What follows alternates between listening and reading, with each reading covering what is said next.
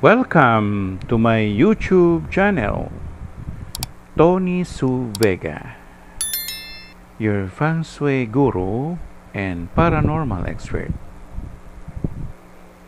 Today is Wednesday, the 13th of September 2023, Day of the Dog. Best colors to use or wear: lilac, lavender,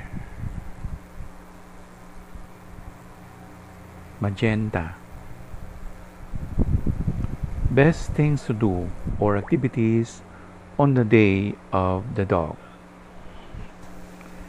Alam natin na ang aso ay yang, male, lalaki, ken, bundok, lupa na mataas. So, sa araw na ito, dapat punta ka sa mga matataas na lugar, gaya ng kondo, o building, o gusali. Pwede rin yung tunay na bundok. Halimbawa, galing ka ng Kamaynilaan, papunta ka ng Antipolo, o hanggang makarating ka sa bundok ng Cristobal. Kung hindi, pwede rin yung maglalaro ka ng harness at aakyat ka sa bowling o maglalaro ka na paakyat ka na naka-harness ka. Maraming activities na kasakop ng araw ng aso.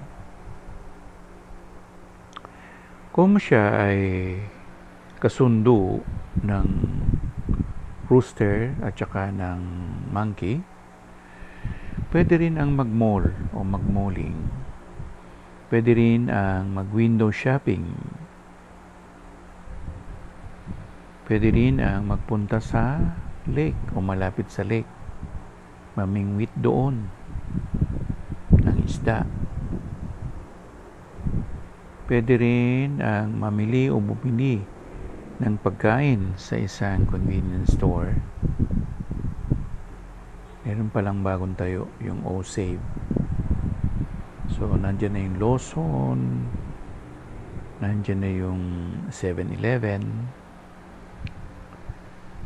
at napakarami pa. Basta may kinalaman doon at may kinalaman sa bundok, kabundukan, elevated place o elevated na lugar.